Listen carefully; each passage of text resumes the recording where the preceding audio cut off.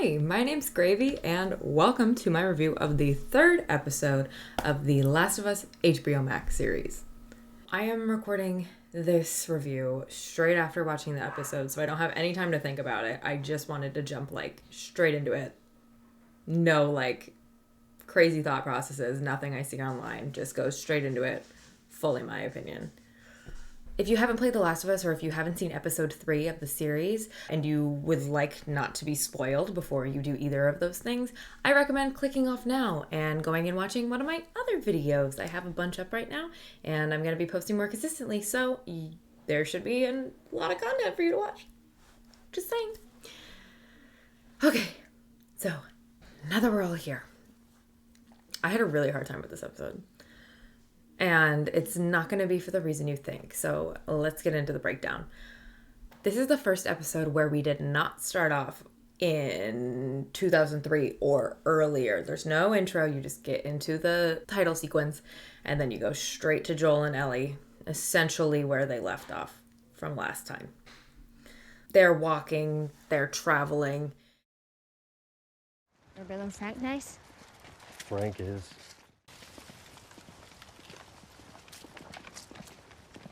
You know, seeing as it's just the two of us, I was thinking I should No. Ellie and Joel stop at one of Joel's old stash spots where Ellie does some exploring herself. Is there anything bad in here? Just you. Ah, getting funnier. She goes into a secret hatch and finds a trapped infected down there. Then she cuts his skin open and sees some of the cordyceps infection inside his forehead. Then she proceeds to stab him in the face. So, good day all around for Ellie. Ellie? Picked over my ass. You flying one of those? A few times, sure. On the way to Bill and Frank's, Ellie asks about the start of the pandemic and how it spread so fast. Joel states that no one really knows, but the best guess is that the cordyceps fungus mutated and got into the food supply, mixed into a staple foodstuff like sugar or flour. Bread, cereal, pancake mix. Where's the pancake mix? Oh, was that? Yeah, I was. Sorry. He then explains how the world as he and everyone else knew it ended over the weekend because of the rapid spread of the infection. By Monday, everything was gone. The most significant piece of information is when Ellie sees a group of dead bodies and Joel explains that it was Fedra shooting them down because they didn't have any more space in the quarantine zone.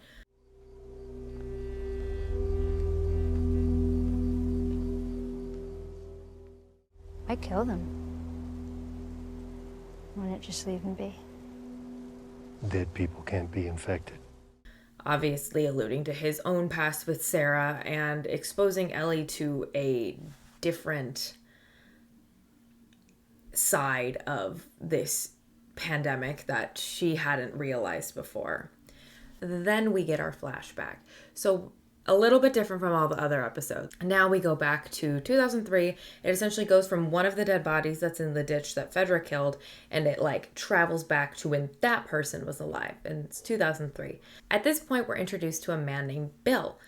He already has cameras all over his street, so you can tell he's already a bit of a doomsdayist. Prepper, survivalist. He's monitoring everyone. He seems to be fully equipped for if something like this were to happen. After everyone leaves, then he basically takes up the whole town for himself, sets up booby traps, etc.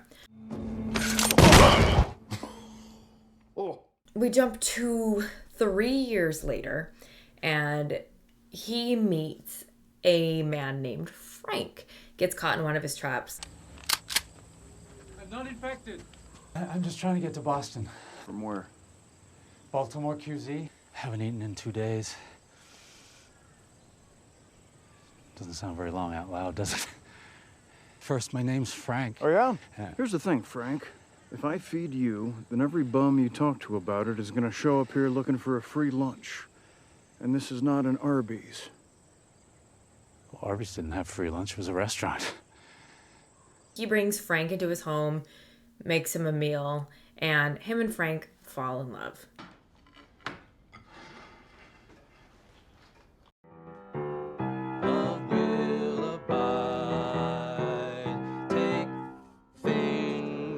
in stride. Sounds like good advice, but there's no one at my side. It's a really beautiful love story, and it takes place over the span of from 2006 all the way to our present day with Joel and Ellie. You get to see this progression of their relationship and just this amazing love for each other. And I don't necessarily want to dive into all the details. It really is beautiful. They find joy in things that you necessarily wouldn't think that you could find joy in anymore because of this terrible thing that's going on all around them. But they do, and I think it just really highlighted a very important aspect of life in that respect. We also are introduced to the sort of the friendship between Bill and Frank and Joel and Tess. So Anna Torv makes another appearance as Tess in this. We are going to have friends. We don't have friends. I've actually been talking to a nice woman on the radio. You what? Well, Can you not, please?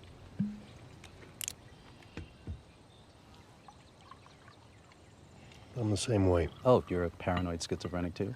I'm not schizophrenic. Can I just say, gun aside, which I get, by the way, how nice this is to have a civilized meal in such a beautiful place. It's been so long. I mean, I want to thank you, even if we don't end up working together. We are working together.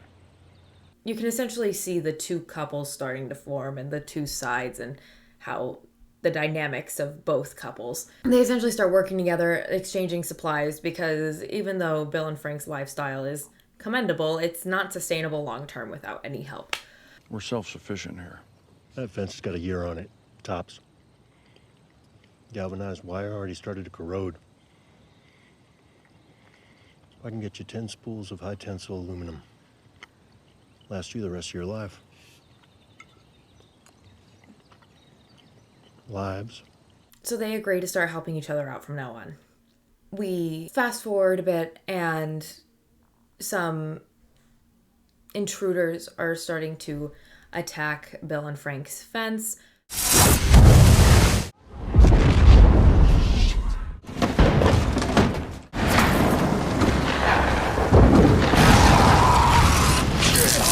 Bill goes outside, shoots a couple of them, and gets shot in the process. Frank then has to take the bullet out of him, and Frank is not as worried as Bill is about Bill dying. You can't be here alone. I'm not alone. You're here. We fast forward 10 years at this point, and now they are both old. Frank appears to have MS or a similar neurodegenerative disease. It's not specified, but he's taking medicine for it, and he's in a wheelchair, and he doesn't really have a bunch of motor function in either his arms or legs anymore. Bill is taking care of him, giving him his medicine, all of that stuff. And then they wake up the next morning, and Frank decides it is his last day. Just give me one more good day. Do you love me?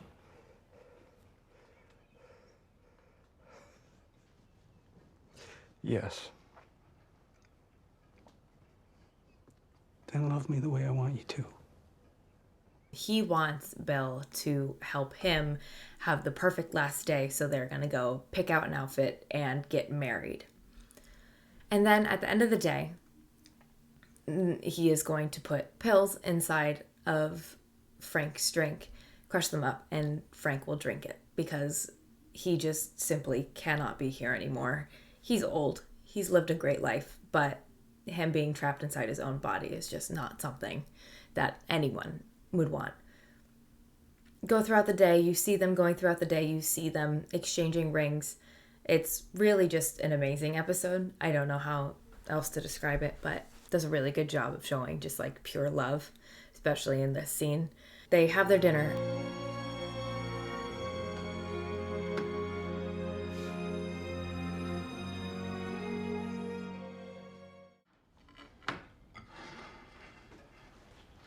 Bill pours the wine for the both of them and then crushes up the pills and puts them into Frank's drink. Frank downs the drink and then Bill downs his, at which point the audience learns and Frank learns that Bill had already crushed up pills into the bottle, so both of them would die. Were there already pills in the bottle.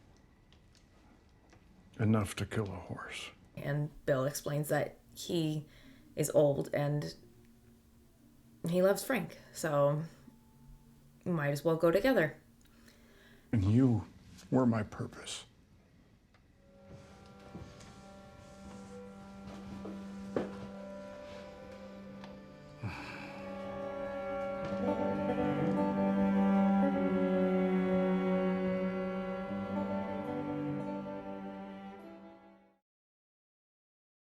Fast forward to Ellie and Joel coming into Bill and Frank's neighborhood. They go into the house and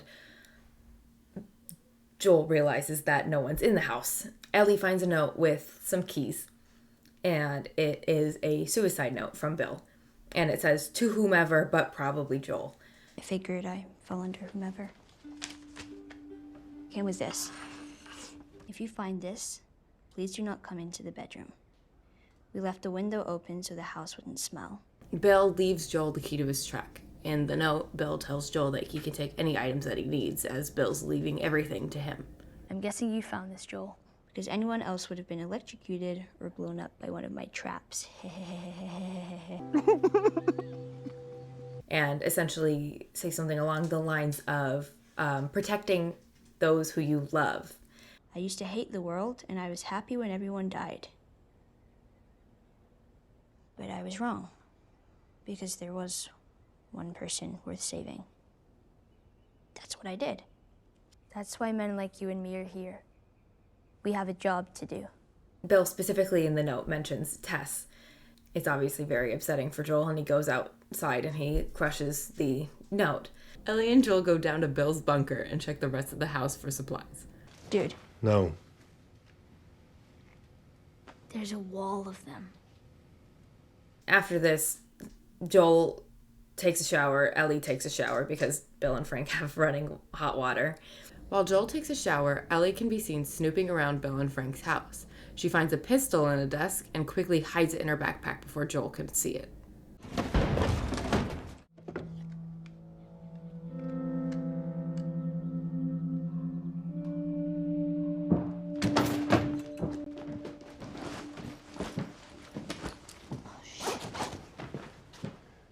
Well, don't you look pretty? Shut up. And then they go on their way in the truck.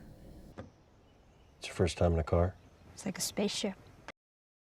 Yeah, it's pretty much the whole episode. We don't get to see a lot of Joel and Ellie interaction in this one. We just pretty much see Bill and Frank and their relationship progressing and how they have fallen in love over the past 10-ish years. I would say people will probably be the most upset about this one, and not for a good reason. This one definitely differs the most from the game. The story of Bill and Frank is not really at all how it is in the game, and you get no interaction between Bill and Ellie because of the direction they decided to take with the show. I think it's fantastic. I really enjoyed watching the love story. It made me extremely sad. I had a bit of a hard time with it. I think it's a really beautifully done love story, and it just shows the pureness of love and how that can survive even in the bleakest of situations. The way they did this episode was really beautiful, and yeah, I really don't know what else to say in this one. Oh, Nick Offerman and Murray Bartlett do fantastic jobs portraying Bill and Frank. They both bring their own, well, you don't really get to see anything of Frank in the game. They bring a new feel to the characters, which I very much enjoy. They really just had amazing performances. I wish we got to see more of them. What we saw of them was amazing, and they really allowed the audience to feel this love that I don't think is very often portrayed in media in this great of a way. I don't think I have anything else to say. I'm really trying to think about it. Obviously, it differs the most from the game. I think it was a good deviation. I think it added a lot of character. Yeah, I wouldn't change anything about it. There was nothing about it that I disliked. I really loved it. It just made me sad. I think that's it for my episode 3 review. If you enjoyed, feel free to like and subscribe and comment down below any suggestions or any opinions that you have about the show. I'd love to hear them and read them and, take in any feedback. Thank you again for watching, and I hope you have a great rest of your day. Bye! And time washes clean love's wounds unseen. That's what someone told me, but I don't know what it means. 'Cause I've done everything I know to try and change your mind, and I think